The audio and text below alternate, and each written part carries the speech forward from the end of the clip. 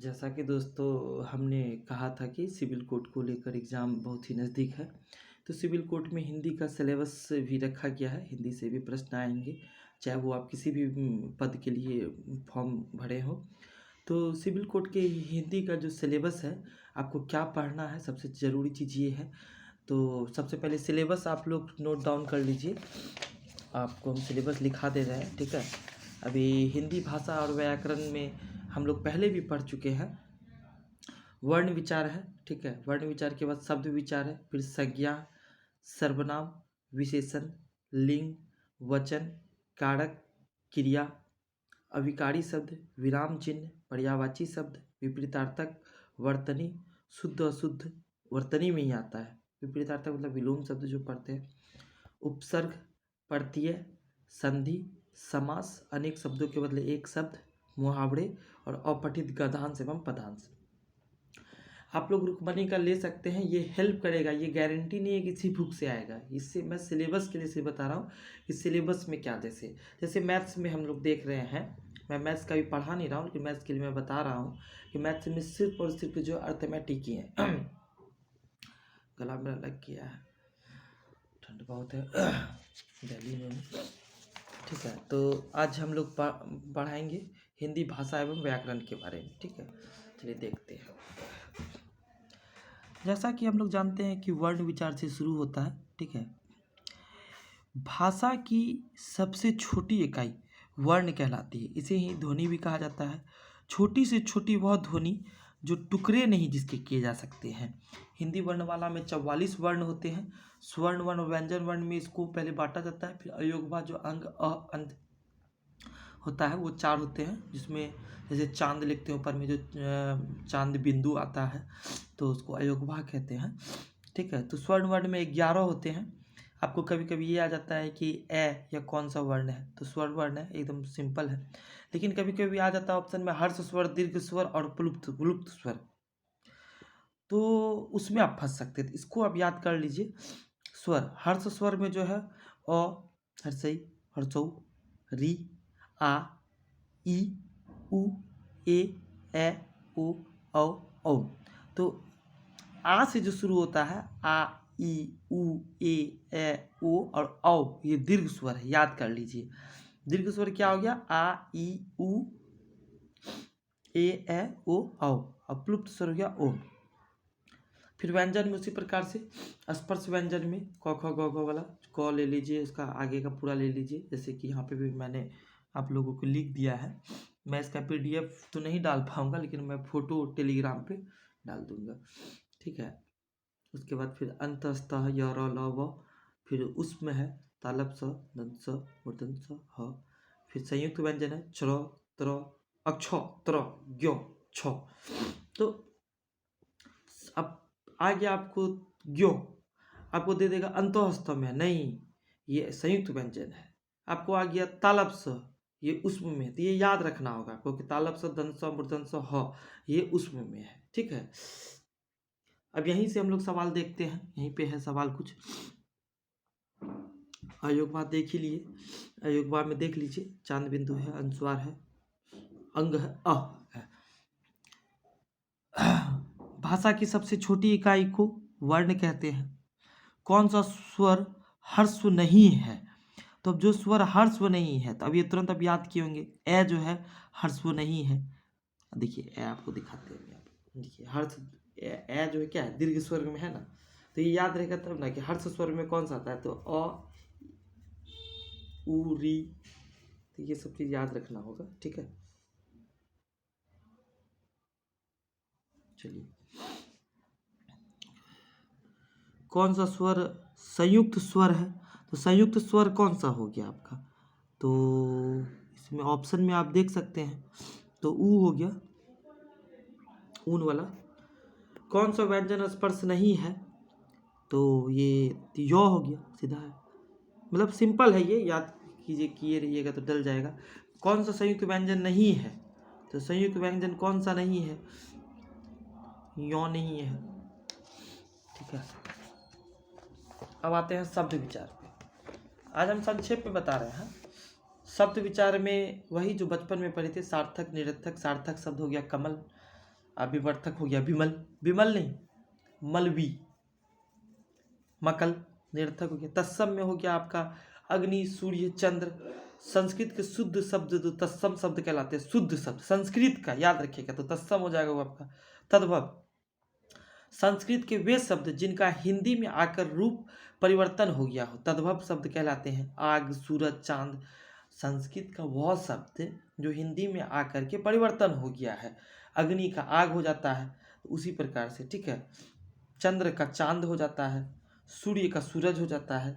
अब देशज शब्द चिड़चिड़ाना, पगड़ी, इतराना, ये सब देसी हो गया। अब विदेशी स्कूल, बैंक, रेलवे स्टेशन, ये सब क्या है, विदेशी हो गया।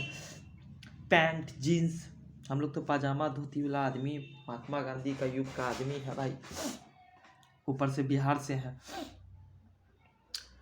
ठीक है। विकारी शब्द में क्या हो गया, जिन शब्दों के रूप में लिंग, वचन, कारक आदि के आधार पर रूप परिवर्तन हो जाता है।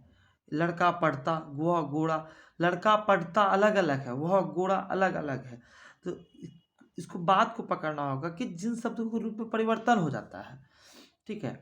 आपको इसको ये समझना होगा कि जिससे लिंग ही चेंज हो गया, बात ही चेंज हो गया, बात ही खत्म हो गया, वहाँ से सब बदल जाता है, ठीक है। चाहे वो कोई लिंग हो, चाहे वो समय हो, चाहे वो वस्तु हो, कुछ भी बदल सकता है। पढ़ती हो जाता तो लिंग ही चेंज हो जाएगा।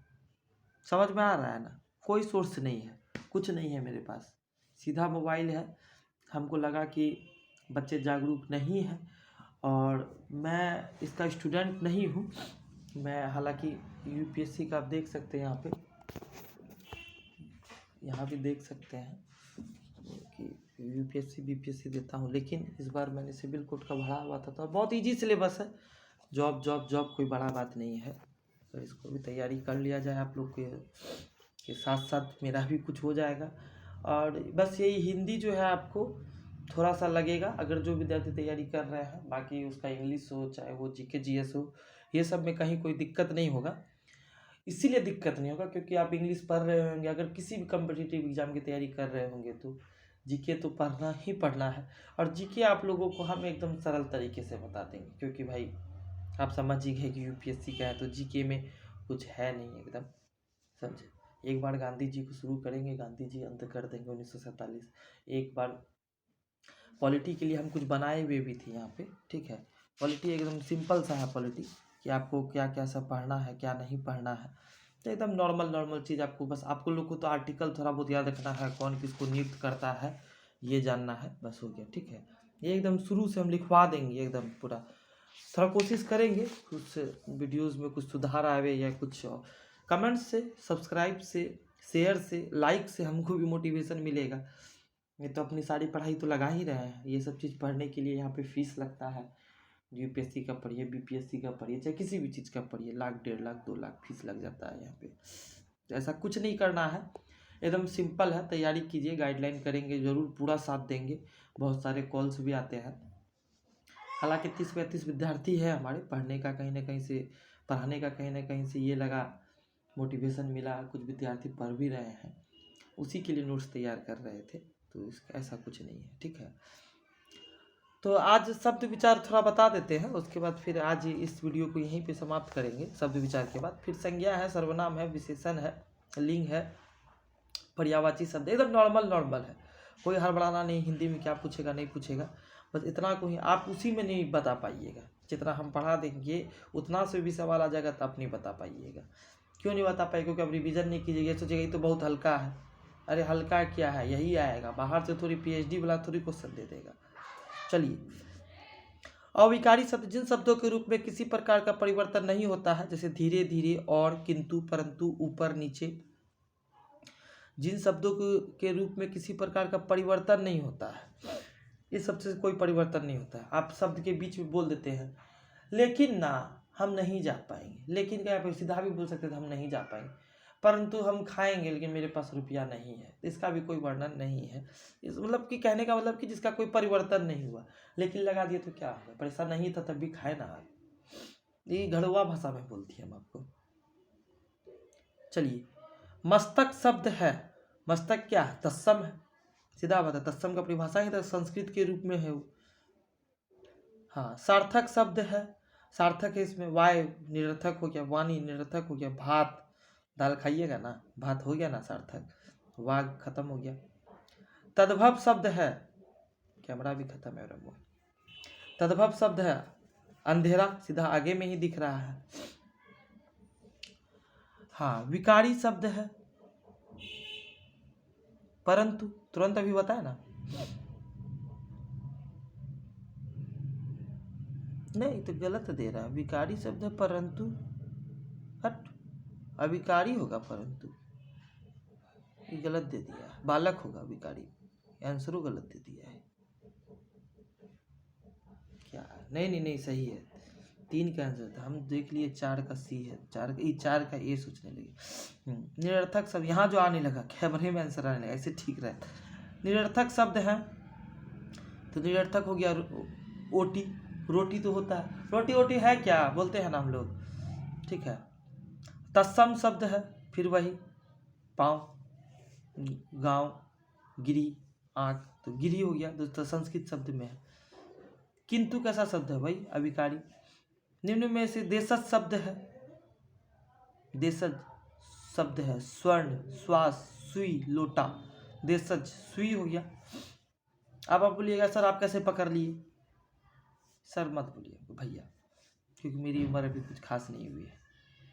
इससे पढ़ा रहे हैं, ऐसा नहीं कि चीज़ खराब जाएगा, सही है चीज़, लेकिन विद्यार्थी को चाहिए ताम झाम, डिजिटल बोर्ड, एकाक गो रिसेप्शनिस्ट, तब चलता है वो लोग का।